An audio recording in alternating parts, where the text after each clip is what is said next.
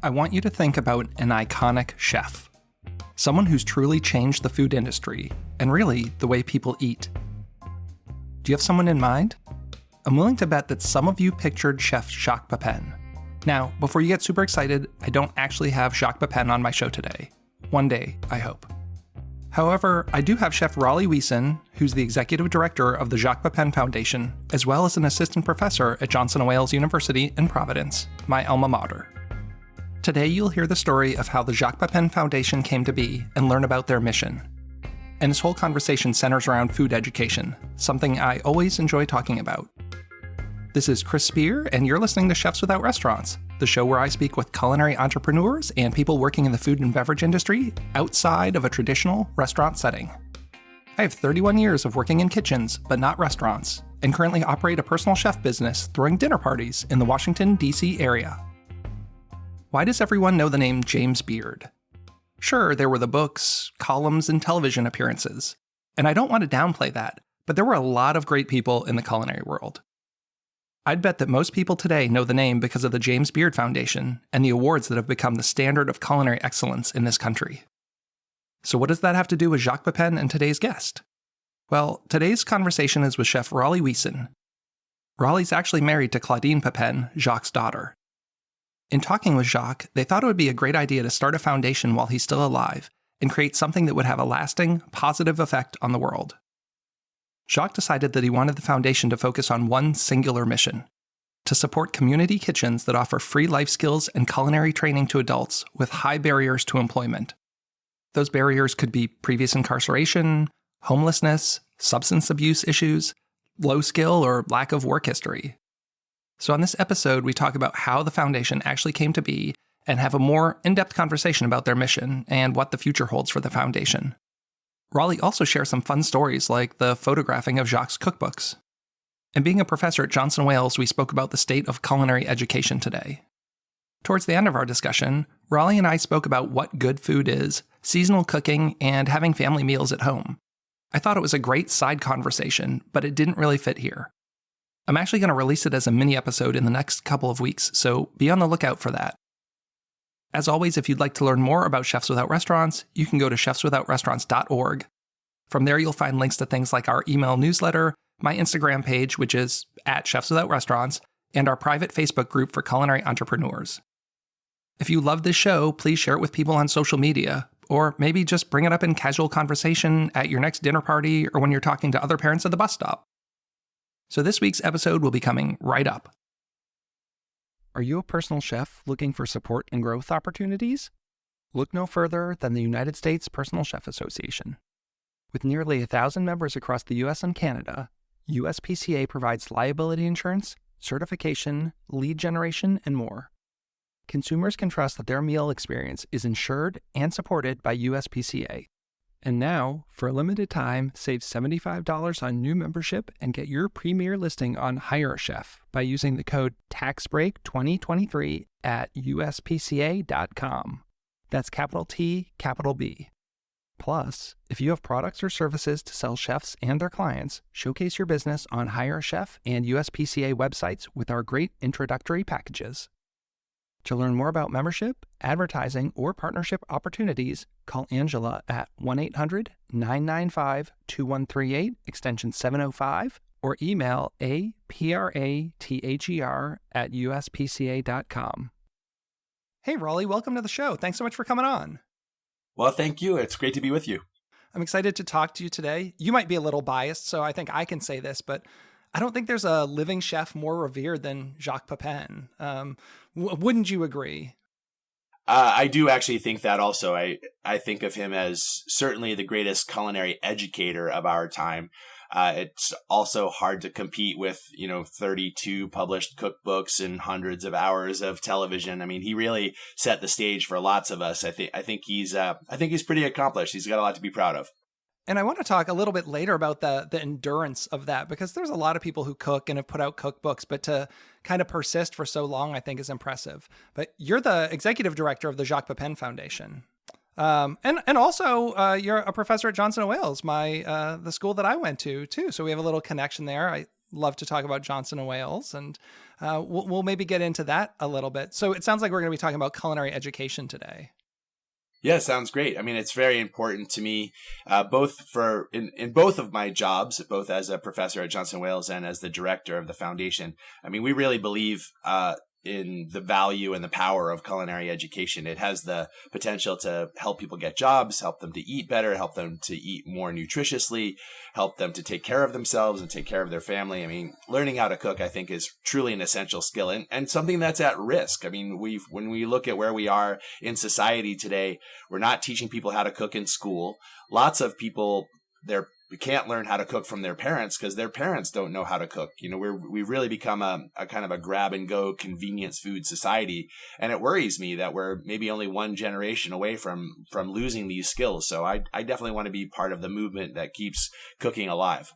Me too. I mean, I'm a personal chef and I go into people's homes all the time and I do dinner parties and, sometimes it's fancy, but a lot of the stuff I do, I don't feel is out of the reach of a normal person. And people are so surprised and they say, well, how do you make this? And I'll say, well, I don't have a recipe. Just, listen, I'll kind of talk you through it. And people have trouble following along, and I have a friend who has an oil and vinegar shop and she sells dozens of them. And people come in and say, like, I don't know what I'd do. What would I do with a peach vinegar? What would I do with a Meyer lemon oil? And like, to me, it seems so basic. Like, what do you mean? Like, make a vinaigrette and instead of using apple cider vinegar, put peach vinegar in. But it just seems like it's so out there for people who aren't used to cooking. Yeah, for sure. And we really try to stress, especially, taking the ethos from Jacques, we try to stress the importance of technique and understanding, that there are some fundamental techniques and some fundamental understandings that go into being a good cook. And once you have command of a few of them, you can really do a lot of things. We actually, 2 years ago during the pandemic, we built out a course with Ruby.com, which is ROUXBE.com. And I'm not promoting it, but what's really interesting about the course is that we started with ingredient profiles. So, for example, there's a whole lesson on leafy greens and tender vegetables. And we use that as a starting point to say, like, okay, here's all the different ways that you can actually cook leafy greens and tender vegetables. You can steam them, you can saute them. You can sweat them, and here are all the things that can come out of it in the end. So I really feel like there's an understanding that comes from having a repertoire that's organized around sets of ingredients, sets of skills, and breaking free of the recipe. I think it's important to follow the recipe as you're learning how to cook. It's important to follow the recipe if you're cooking out of your comfort zone. That is, if it's Moroccan food and you want to learn how to make Moroccan food, follow the recipe the first time. Don't go off piste, your very first time through the recipe. But after you've done it a couple of times, you'll get the idea. You can substitute turnips for carrots and substitute this spice for that spice. And that's really how you build up your repertoire and become a good cook, in my opinion. Well, I used to ask guests on the show what their favorite cookbook is or culinary resource. For a number of years, people would just say the Flavor Bible is one of them. And I think that kind of touches on, you've got this ingredient, what goes with it? How do you prepare it? If I've got carrots, here's some synergy here. And then, of course, he literally wrote a book called Complete Techniques. And I think that's one of those like culinary foundation kind of Bibles, especially there's so many photos in the new Complete Techniques book. It's hard to read about breaking down a chicken if you're going to look at it in a cookbook as opposed to a video and kind of get the feel. So to have a book where you can flip through and not only read about it, but also see a lot of photos in detail about how to do that. So those are two books that have always come up on my podcast as far as like books that chefs love. Sure, and I won't belabor the story behind that too much, but Complete Techniques is an amalgamation of two books that Jacques wrote way back in the 70s, La Technique and La Méthode. So Complete Techniques is a reissue of those. But the original story behind La Technique which was probably the cookbook that launched Jacques' cookbook career, was he was approached by a publisher who said, oh, we think that your approach to cooking is really interesting, that you're always focused on technique and you're always showing people how to do it. Would you write a cookbook for us? And he said, sure. And they started down this path. And he said, what's really important to me in this cookbook is we're going to have lots of close-ups on my hands, actually doing the skill. So you get to see when he's breaking down a chicken, like here is where you put the knife for all the successive cuts that gets you to a chicken that's broken down into 8 parts. And they were like, okay, sure, we'll do that. And, of course, at that time, back in the 70s, trying to put photographs into a book was pretty expensive. So they said, well, how many photographs do you think you're going to need? He said, well, probably like 500. And they were like, whoa, well, that's a lot, but okay, we'll go with that. And then he called him back a month later and he said, I think we're going to need like 1,000 photographs. And they were like, okay. And then he called him back a month later. He said, maybe like 3,000 photographs. And they were like, okay, you can have 3,000 photographs, but no more than that. And literally he and his photographer, Tom Hopkins, literally shot 3,000 photographs for that series of books. So that's amazing. And now it's, pretty common to have all these cookbooks that have lots of photos, although they're not technique driven. It's, a photo of the dish. But, when I started collecting cookbooks when I was younger, it was just all text and you just kind of, flip through these books and there were no photos. So to see a book like that with so many pictures. And super interesting we have some professional friends, like, for example, Tom Colicchio and Chris Cosentino, both are two that really stand out in my mind that were struggling in school and they were trying to teach themselves how to cook. And they discovered La Technique, at the very early beginning of their career. And they said, oh, this is a book that I can really learn from because it's showing me what to do rather than just telling me what to do. And I think both of those chefs, excellent in their own right, credit La Technique as being sort of the book that inspired them to stick with cooking. I can totally see that. And the interesting thing about technique, though, is you might have even seen this in, working in culinary school.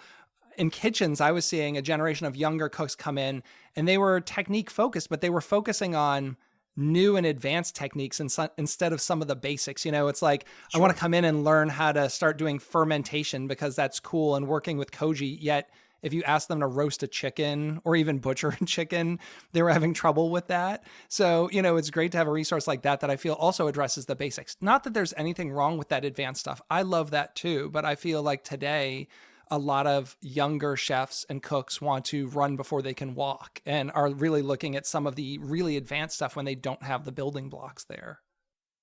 Yeah, I think that's probably true. Having been at Johnson & Wales for 12 years now, I've definitely seen some cycles. I mean, the year that I was hired at Johnson & Wales was our largest year for incoming freshmen. We welcomed 1,250 freshmen at the Providence campus the year that I started. And that was really a magnificently large number.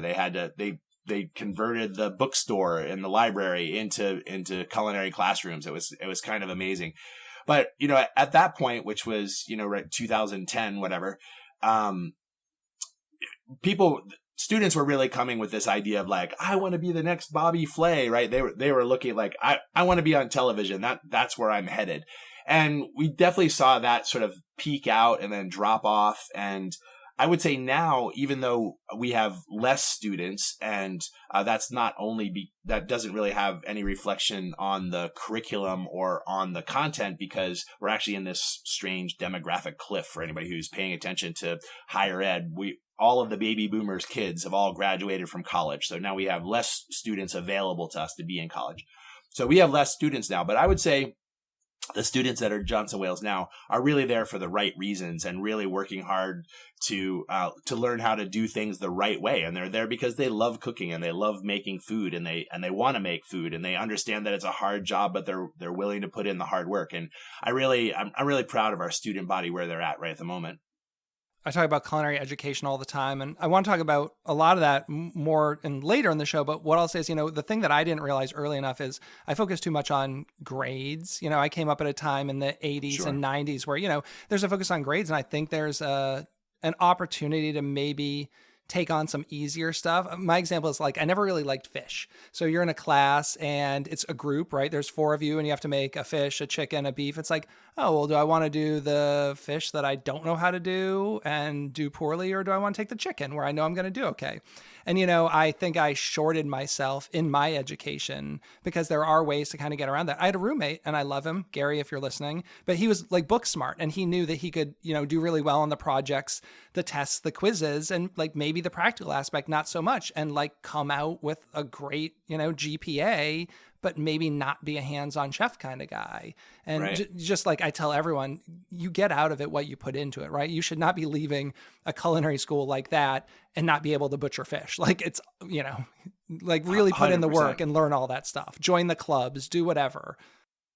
100%. I absolutely agree with that. And I also think, as far as my teaching philosophy is concerned, I work really hard to create what I consider to be a safe environment for the students. Like I hear lots of instructors say, oh, there's no stupid questions in my class. But then I hear them actually like make fun of students when they ask a question that's really not that bright.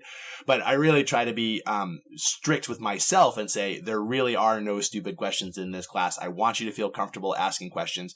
And the next step after that in a safe environment for the students is to say, challenge yourself. Don't take the easy task. Take the hard task. Take the thing that you don't know how to do. It's school, for Christ's sake. If you screw it up, nobody cares. It doesn't matter. There's nobody that paid $50 for that dish that's going to come complain about it. You totally get it wrong. Well, you're going to learn from that experience. I'm going to help you understand what you did wrong, and you're not going to do that same wrong thing again. You'll do better the next time. I still say I remember the only thing I missed on my storeroom exam was like horseradish. Like he held it up and I didn't know what it was and I got it wrong. And I think that's probably the only thing I remember like from that exam that he held up because it's the thing I didn't get right. Yeah. I have no idea.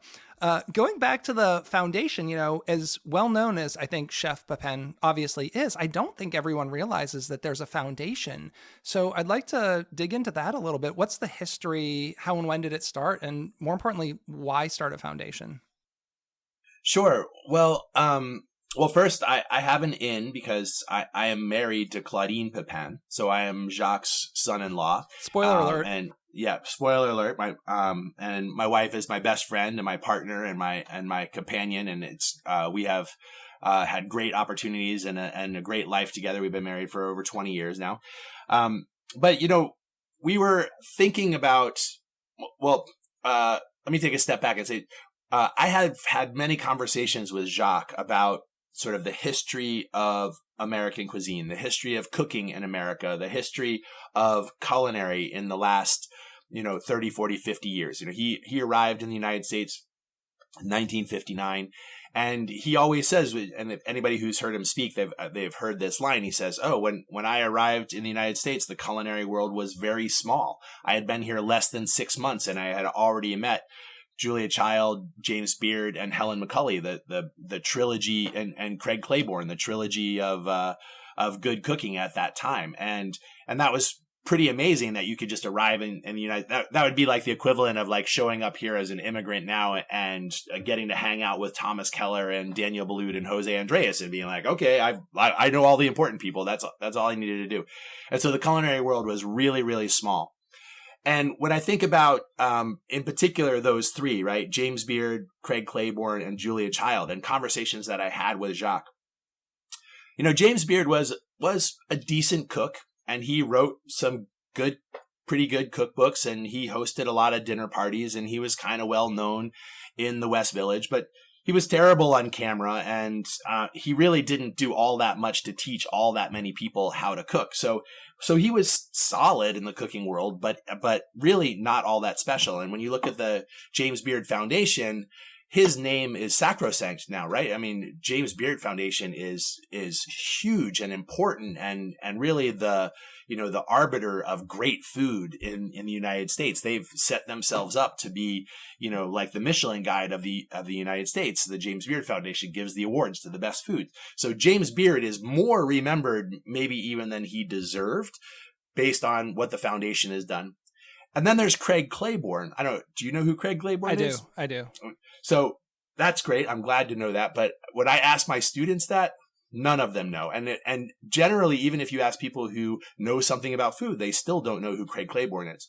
But Craig Claiborne was the first food editor at the New York Times. And when he took over that role at the New York Times, the food section in the paper was 1/8 of a page in the home and garden section. That was the whole food section. And he grew it from 1/8 of a page to 16-page section on food and dining in the New York Times. And in that process, discovered great chefs like Marcella Hazan and Diana Kennedy and a dozen other chefs, Jacques Pépin in a certain sense, that he discovered, wrote his own cookbooks, made it possible to believe that American cuisine could be as good as European cuisine, embraced Le Pavillon and Pierre Frenet, and really had this outsized influence on how Americans eat. He really changed how Americans eat, much more so than James Beard did. But nobody remembers who Craig Claiborne is because nobody has made the effort to, remember him and nurture his legacy and remember all of his writings.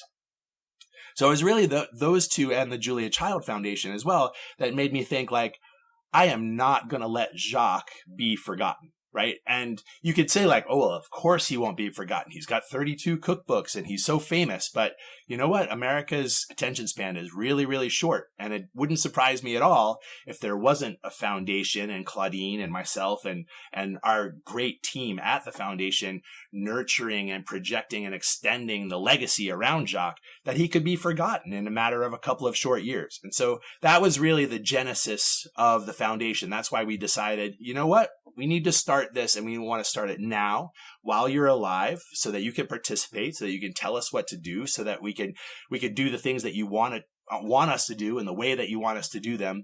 And with this longer term goal of making sure that 10 years, 20 years, 50 years from now, you're still not forgotten for the great contribution that you've made to culinary arts in the United States and culinary education. That's amazing. Because I was going to ask about that. There are a lot of amazing people, and like, what's the difference between the legacy of them? So many people, not just in culinary, but everything, whether they're an artist or a musician, they do things and then they just kind of fall off. I have kids, I have twins who are 11, and whatever we're talking about, you could be talking about movies and it's like, who's Steven Spielberg? And you're like, oh my God, like, well, I'm not doing my job. You don't know. Right. But yeah, it's especially as someone who's taught a lot of younger people in the kitchens, I'll have younger cooks come on. And I would reference chefs that I would think, you're a cook, you should know. And I'm just amazed that they don't know. They're not interested. They're more likely to tell you about someone who's cooking on TikTok than like someone who, was a trailblazer in the industry. And it's, disappointing in some regard. So I'm glad to see that it's living on. So like, what is the foundation doing now? So at that origin point where sort of Claudine and I decided, you know what, we should really start a foundation in Jacques' name. First, we were a little nervous, Jacques' a pretty serious guy. I mean, he's fun loving and he's kind and generous. And I always say to anyone who asks, the best thing about Jacques is he is exactly the person that you think he is. The person that you have gotten to know through PBS and through videos and cookbooks is the person that Jacques is. He's kind and he's funny and he's generous and he's smart and he loves a good joke and he's willing to share himself with anybody who asks. And he's probably signed, a couple million autographs in the course of his career. So he is exactly the person that you think he is, which is absolutely terrific. But, when we started the foundation, first we were a little nervous and we said, Jacques, we think we should start a foundation in your name. And the first thing he said was, well, it's about time. All the other chefs have them. Jose Andres has one. Thomas Keller has one. I guess I should have one too. And we're like, okay, great. So we'll go from here. And then, I went to him and I said, well, what do you want us to do? And I sort of presented him a menu of possibilities. I said, look, we could help, inspire cooking classes in elementary school or in junior high school. We could support culinary programs at the high school level. We could provide scholarships for kids to go to higher ed at Johnson & Wales or CIA and extend their culinary education. Or we could provide advanced scholarships for people who had already graduated and were in industry to go to Europe for a couple of years and finish their training. Or we could help people who have been in jail learn how to cook when they get out so they can get a job. And he said, that's the one. That's what we need to do. We need to help people who need skills to take care of themselves by teaching them how to cook. And at the time, I was already volunteering my time at a local community kitchen. That's our sort of shorthand for a nonprofit-based organization that offers short culinary training programs, between 12 and 16 weeks. That's what we call a community kitchen. So I was already volunteering my time at a community kitchen here in Rhode Island. And I said, Jacques, at the Rhode Island Community Food Bank, they've got this program where, they do 3 cohorts a year of about 10 students. They go through a 12-week program. They learn fundamental skills. And he said, that's great. That's what we should do. You should keep teaching them. And how else could we help them? Can we give them books? Can we give them materials? Can we provide them curriculum? I said, absolutely. We can do all of that. And that's really been our raison d'etre from the beginning, is to think about how can we help people who have barriers to employment learn fundamental cooking skills so that they can get jobs in food service. And the great thing about it is it's this triple win-win-win, because it's a win for the individual who learns skills, who learns how to feed themselves better, who learns how to save money. It's a win for the industry that we love, because food service is desperate for cooks. There's over 1 million job vacancies in food service right now. And it's a win for society, because here's people that get rejected from everywhere else, but they have the opportunity to take a job in kitchens. I'm sure you saw this when you were working in kitchens. I mean, we're a very welcoming community. When you show up at the back door of a restaurant and you're there on time and you've put the jacket on and your knives are sharp, nobody cares where you came from, who you worship, what color your skin is, whether you had been in jail or not. If you show up and do the work, you're all in. We're family and we're going to work hard together. But the hard part of that is I've worked for some big companies and they don't see it that way. And that's always been one of my challenges. When you work for, say, a contract company like Sodexo or something like that, if you have on your resume that you were incarcerated, you might not get a call for an interview, or someone shows up to your door and they have no experience except that they went through one of these training programs. I was always an advocate for them, but I feel like it was swimming upstream a little bit with some of that. Or when it came time, I would hire someone and they would get in the door, and then there'd be time for a sous chef, which is a managerial position. And when you get to that, it's like, oh, well, the company's requirements are a minimum of an associate's degree in culinary arts. It's like, well, but this guy's been here for 5 years doing the job. He literally can do the job, and getting stonewalled at the corporate level of like our corporate policy is. So I do think there's still some frustrations with some of those things. Yes, our restaurant is open and welcoming, but I do, having been on the corporate kitchen side of things, I still think there's a ways to go with some of that stuff. Sure, absolutely. There are definitely barriers there, and we always work with our community kitchens in particular. We have a granting program, so we encourage community kitchen partners to apply for a Jacques Pépin Foundation grant, and with that granting opportunity, we don't restrict our funds in any way, but we do have sort of certain expectations that we have about how the program will be run, how you treat your students, how many of your students graduate from the program, how many of your students get placed. We also have one of the qualifiers that we like to stress is employer partners, and how those organizations work to cultivate employer partners. And, there's also some great success stories there. Our friend, we have a great friend in Maryland at the Maryland Food Bank, Tim Reagan, who said he got a call from a corporate partner who said, I want to hire your entire next cohort, all 12 students. I want to hire all of them. And he was like, oh my God, that's amazing. And why? And what that corporate partner said was, your students are so hungry to work and so willing to work hard that they change the culture in our kitchens. And I want them to inspire the people that are here to see how valuable this job is and to see how much energy and enthusiasm they can put into it.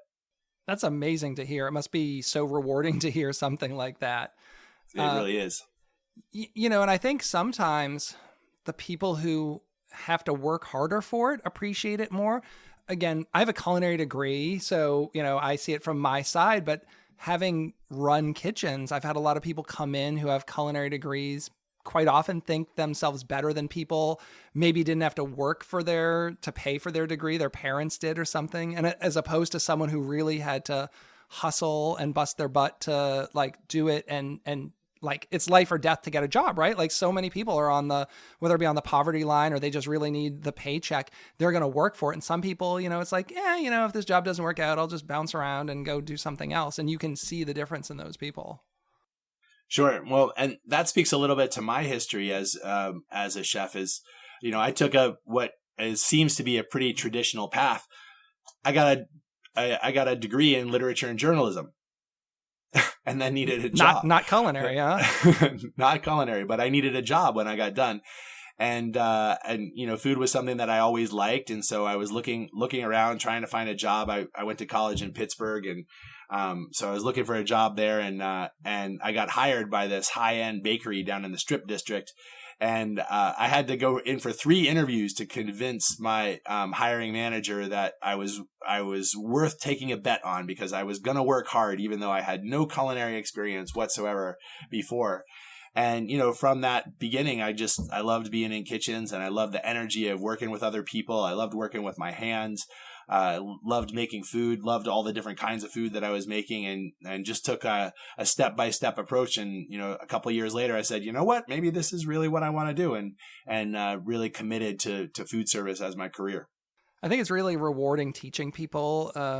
It can sometimes be frustrating if you have people who feel like they're not really giving it their all, but there's nothing like that feeling of like teaching people. It's something I really enjoy doing. These training programs, is there a cost involved? Like if someone is, what does that look like? They're basically all free. And there are a couple of programs that we know of that charge like sort of a nominal fee for the training, but for the most part, it's the culinary training curriculum. The program is offered for free to people with barriers to employment. So anyone who's been incarcerated or homeless or high poverty, low education attainment, all of those things are qualifiers. And each of the community kitchens, we support a network of like 150 across the country. We've given grants from everywhere from Alaska to Miami-Dade County to San Diego to New Hampshire. They're all over the country, and each one has sort of its own individual personality, as it were. So, for example, the community kitchen in Pittsburgh, which we love, 99% of their students are straight out of federal prison. They're previously incarcerated, and our contract with Americans and with the penal system is that, you did something wrong, you got arrested, you went to jail, you paid your dues, right? After that, you should be welcomed back into society. And, really appreciate their program. And other programs have younger populations. Other programs have more immigrant oriented populations. It just varies a lot based on the individual program and where they are and who's in their community. Are all the grants that the foundation offers for community kitchens, or are there grants for other things besides the kitchens? Only for culinary education / workforce development. We've tried to keep the mission of the foundation to be really, really narrow, and that's really benefited us quite a lot. There's a phrase in the nonprofit world that's called mission creep, where, you start raising some money and then you're like, and then we could do this, and then we could do that, and then we could do this other thing. But we've been very, very focused. And I think, I'm very proud of the fact that we've stayed on mission to support culinary education only. And in most cases, it's this workforce development, job training. Occasionally we support things like CCAP, which is a high school level program. Well, you obviously have to do fundraising. And I know some of what you do is there's an online platform that, or like a membership, right, that people can join. Can you talk about that a little bit? And I'm assuming that the money, if you're paying for a platform, that money's going back into the foundation to benefit these things. Is that right? Sure. Yeah. One of the things that we realized that we were really good at was throwing events. So, everybody in our organization has a hospitality background. So when we first started the foundation back in 2016, 2017, we raised money sort of exclusively through in-person events. So we still have a big annual gala. We had our sixth annual gala this year. Our seventh will be April 4th, 2024 in New York City. And, at that big gala, we have about 250 people, and it's a pretty high dollar ticket, but we also have an extraordinary lineup of celebrity chefs. Everybody from Jose Andres to Andrew Zimmern to Ming Tsai, Alon Shaya was one of our lead chefs last year. We also have, Esther Choi, great, female chefs, great, ethnic chefs. We really try to provide a diverse experience, but also, excellence, right? My marketing director, has a phrase that says, we don't put Jacques' name on anything that's not excellent. And we try to maintain that. But those in-person events, they were really our bread and butter all the way up until the pandemic. And then, of course, all events got canceled. And so we had to figure out what to do in order to maintain the foundation. And not only was it hard for us to make revenue, but it was also a very desperate time amongst our partners, the kinds of organizations, the food banks and the community kitchens that we support around the country were desperate through the pandemic because it was just very difficult for them as well. And so it was kind of an interesting progression. Jacques was when the pandemic really hit in March of 2020, Jacques and Claudine were having a conversation, and he's like, "Oh my God, I'm going to be stuck at home for 3 weeks. What am I going to do with myself?" Who knew it? We thought it was going to be 3 weeks, right? It turned out to be 2 years. And Claudine said, "Well, why don't you just take some videos on your cell phone of like whatever you're making for dinner? Everybody's trying to cook at home, so I'm sure people would be interested to see what you're cooking at home, trying to get through the pandemic." And he was like, "Oh, okay, I guess I could do that." And he started doing that, again, working with his same longtime photographer friend, Tom Hopkins. And like about a month later, Tom calls me up and he says, "You know anything about video editing?" And I'm like, "Well, I know a little bit about video editing, but what are you trying to do?" He's like, "Well, I really think I need to use like 2 cameras and some better sound for these videos that Jacques is shooting." And I was like, "Well, I can't do that, but I have team members at the foundation that are really good at that. Maybe you should send us the footage and we'll turn it into videos." He's like, "Oh, that's great. That's a great idea." Well, from that conversation and from those inauspicious beginnings, we created what we call the Cooking at Home series. And Jacques has done over 300 individual video recipes that he shot in his home kitchen, just shooting whatever he was making for dinner. And it's been wildly popular and catapulted our followers both on Instagram and on Facebook, by a factor of like 6. The foundation went from 35,000 followers to well over 200,000 followers in those 2 years. And his Facebook following went from 300,000 to almost 2 million. So it's pretty amazing. And then while he was doing that, we realized that all of our other chef friends, the Thomas Keller and Daniel Boulud and Jose Andres of the world, they were all cooking at home too. And so I was thinking like, okay, how are we going to make money for the foundation? Well, I asked all of them, would you make a video for us in support of the foundation? Not having any idea how we were going to turn that into money, but said, okay, you know what, shoot the video and let's see what we get. And we asked 100 chefs, and all 100 said yes.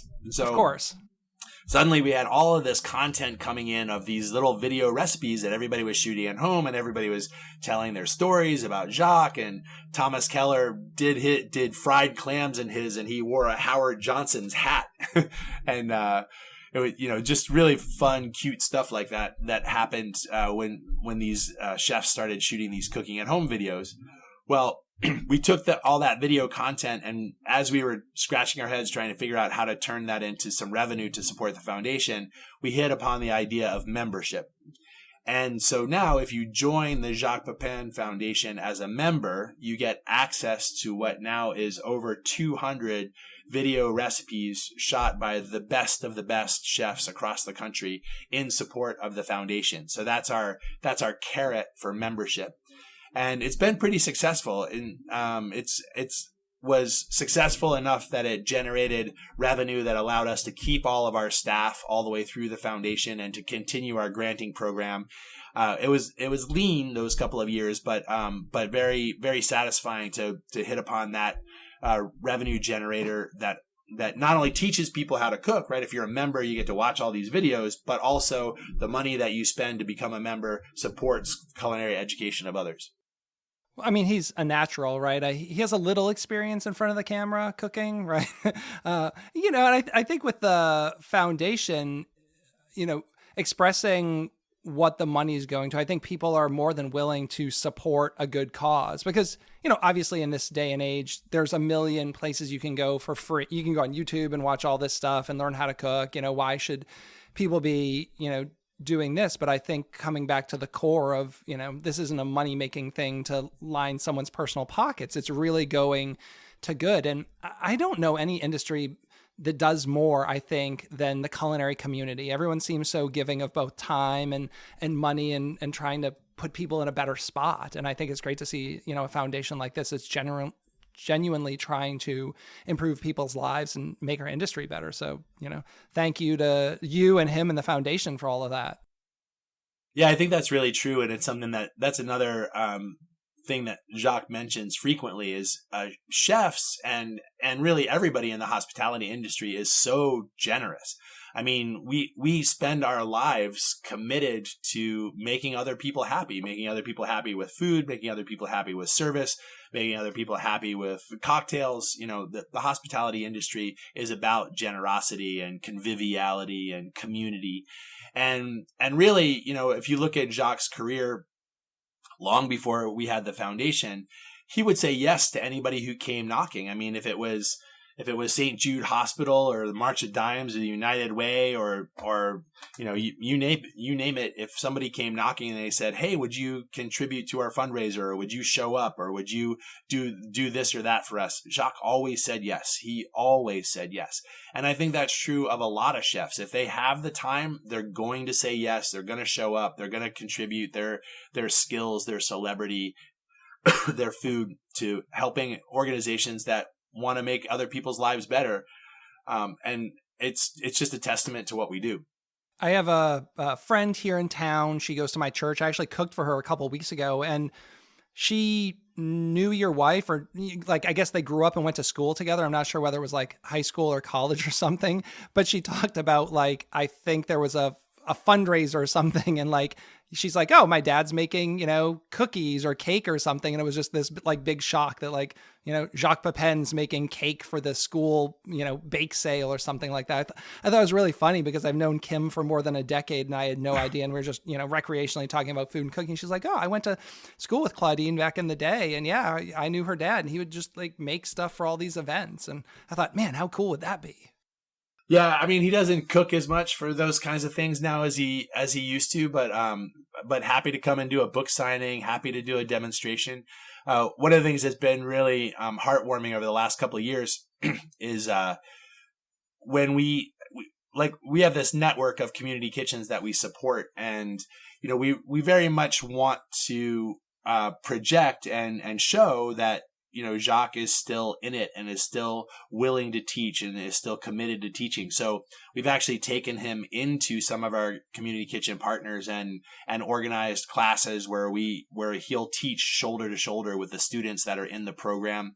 And then we get to capture all that content, through video production so that we can turn it into lessons that we can then feed back to the community kitchen. So last December, he did a demonstration at Community Servings, which is just outside of Boston, and last August he did a demonstration at Hot Bread Kitchen, which is in New York.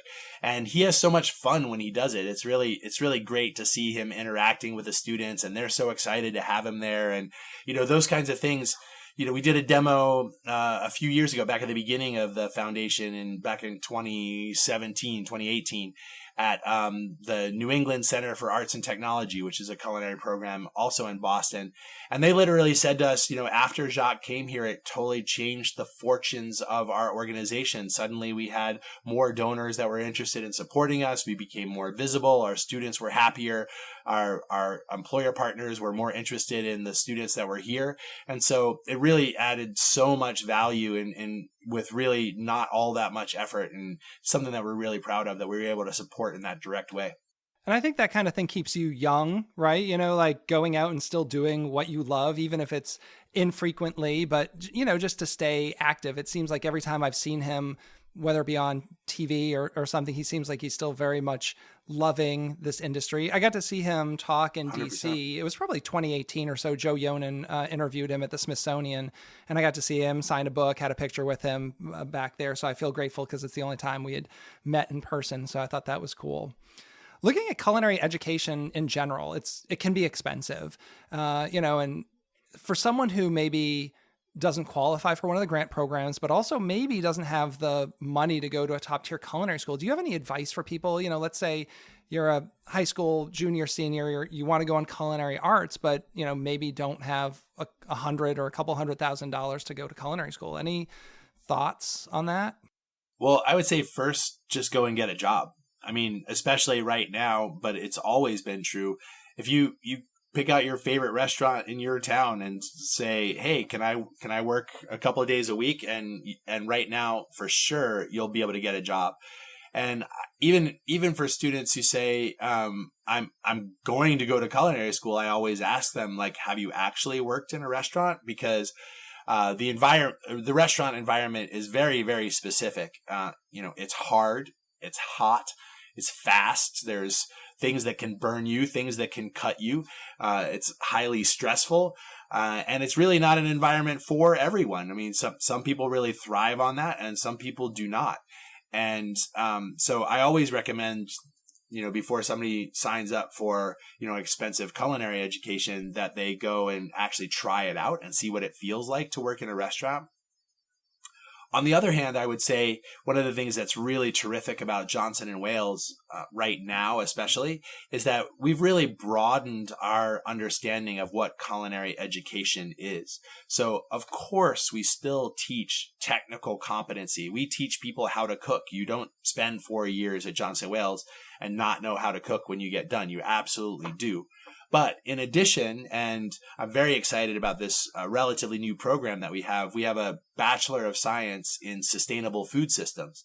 And that degree program gives us the opportunity to introduce students to many challenges that we have in the food system, whether that's environmental sustainability or childhood nutrition or food insecurity or, not teaching culinary skills in school or community gardens and all of these different areas in which the food system is lacking or it's not actually clear. Most people, it's easy for them to understand the idea of like farmer grows food gets harvested, food goes to a processing plant, gets packaged, or goes to the grocery store, chef buys it, it gets cooked, and you eat it, right? That linear approach to the food system, pretty easy to understand.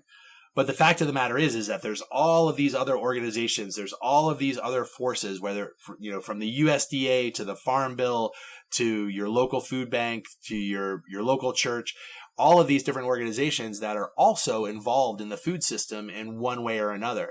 And so what we're doing in a lot of the courses, and in particular, I teach a couple of courses, one called Cultivating Local Food Systems and another called Shaping the Future of Food, where we introduce students to all of these problems that we have, whether that's environmental sustainability or food insecurity, and then get them to think about what the causes of those problems are and to think about what the laws and the food policy is that's in place that affects these problems.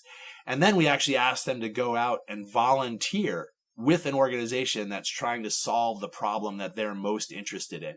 And once they go out there and they spend 20 hours at a food hub like Farm Fresh Rhode Island or a food bank like the Rhode Island Community Food Bank, they come back and they say, "Oh my God, I had no idea. First, all the great work that's being done to solve this problem and all of these amazing people that are working so hard, that are getting up every day and going and committing to making other people's lives better through food, or how complex these problems are and how complex the system is." So we're really like starting to graduate students that have a much broader understanding of the food system than just, I'm a chef, I'm going to order food from this purveyor, and then I'm going to cook it, and then I'm going to serve it. Like, okay, that's great. And I love to cook too. And if that's what you want to do, you go for it. I want to come to your restaurant. I think it'll be awesome. But we also find all of these students now that not only do they want to cook great food, but they want to make a difference. They want to make a difference in their community. And so we're showing them pathways and opportunities to do that. And it gives you a much more well-rounded background that I think is important in, whatever industry you're going into. I had Chef Russ Zito on the show this past year. He was always one of my favorite instructors. He was actually my culinary advisor for my senior when I had to do my internship. Cool. So I wanted to have him on. He posts on his Instagram a lot about his garden, and he talks a lot lovingly about the garden and taking the students out there, which is, so different than my experience that I had 20 years ago. I graduated in 98, and to see, we didn't have the giant, I call it like the spaceship, because you come down the hill now and you see this giant building lit up, and that wasn't even there when I moved out of Rhode Island in 2002 there. But, I even remember when I was in school, so many of the kids at the time went to school just to be a chef. And we had related courses like leadership and business ethics. And I remember kids like complaining about like, I didn't come to culinary school to learn, philosophy and leadership and stuff. But it's so important, especially if you're looking to move up. My assumption is if you're going to a 4-year bachelor's program, you're probably looking to move into an executive chef type level. You absolutely need to know things like business ethics and leadership. Sure. But at the time, so many people griped about that. But now seeing like the wide variety of topics at the school, I think is really interesting. I still don't know that if I today was 18, if I could see spending that much money on a culinary degree, because that's something people still ask. It's like, if you had to go back and do it all over again, would you? It's like, I don't know what my path would be. It's a lot. And I tell people like, it's, if you don't have the money and you're going to be paying it off for a decade, like you really have to think about that. Yeah, for sure. I mean, Zito is great. He's a good friend of mine, and he's also heavily involved in this sustainable food systems degree, as I'm sure you guys got to in the podcast. But yeah, I mean, I think it's a hard question, particularly if you don't have a lot of money. There are lots of different ways you can go. First, you can just not go to culinary school at all, and as long as you put yourself in the right environment, you are likely to be able to find a mentor who will teach you and take you under their wing and help you learn what you need to learn and nurture your skill set. And a good mentor will be happy when you when your skills exceed the demands of that place, and will be glad to send you along somewhere else.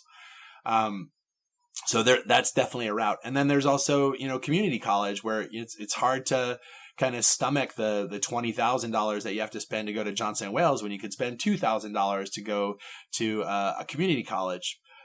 On the other hand, the thing that you get from Johnson & Wales experience is this full sort of like university life experience. It's a residential university. You get to meet lots of other people and spend time with them that have similar interests as you do. It's in a great environment. I think that the faculty are outstanding. So, again, it really depends on your own personal financial situation. And the fact of the matter is that 90% of the students that go to Johnson & Wales get some sort of tuition remission, some sort of discount from the published price. So, again, I agree with you. If you can't afford it, there's plenty of other ways to get there. But I think it's also a great experience. And it's really amazing to me, where I teach at all levels. Sometimes I teach freshmen. I often teach juniors and seniors. But it's always amazing to me to see the progression of students and how much they change from, that first freshman fall year where they're like scared of everybody and they've never held a knife before and you're worried that they're going to cut themselves. And then you get all the way to like the senior level, and they're, in my conscious cuisine class in the sustainable food systems degree, and they're breaking down a whole pig and they're making like a really awesome plate that has pork 4 different ways on it, complete with like foams and gels and homemade smoked bacon. And, the progression from like that scared little kid 3 years ago to what you're capable of doing now, when I can say you have all the skills you need to be successful in the restaurant industry, is just magical, and it's great to see. And you have so many cool experiences. Like one of the things I'll always remember is I was there when they were making the movie Amistad, and we were like, I was in advanced buffet catering with Chef Terranova, and they're like, we worked on that, like stuff that was in a movie that was nominated for Oscars, right? Like they came into our class and we're making these like styrofoam things coated in chaud-froid with like crayfish coming out with like all these like things I would never get to do. You know, we went to the Strand, like Chris Rock was doing a show and our class was asked to like, you know, do his rider, right? And like, just stuff like that was really fun. I lived on campus for 4 years. I loved it. Well, thanks so much for coming on the show. I love talking to you today. Yeah, it was really great. I really appreciate you inviting me, Chris. This was fun. Hopefully, I'll make it up to Johnson & Wales at some point and maybe we can meet up in person. That would be terrific. You're always welcome. We have dinner every night. Love it. Love it. I'll come knock on the door. So thank you to all of our listeners. This has been Chris, as always, with the Chefs Without Restaurants podcast. Thank you so much and have a great week. You're still here? The podcast's over. If you are indeed still here, thanks for taking the time to listen to the show. I'd love to direct you to one place, and that's chefswithoutrestaurants.org. From there, you'll be able to join our email newsletter, get connected in our free Facebook group, and join our personal chef, catering, and food truck database so I can help get you more job leads. And you'll also find a link to our sponsor page, where you'll find products and services I love. You pay nothing additional to use these links, but I may get a small commission, which helps keep the Chefs Without Restaurants podcast and organization running. You might even get a discount for using some of these links. As always, you can reach out to me on Instagram at Chefs Without Restaurants or send me an email at chefswithoutrestaurants@gmail.com. Thanks so much.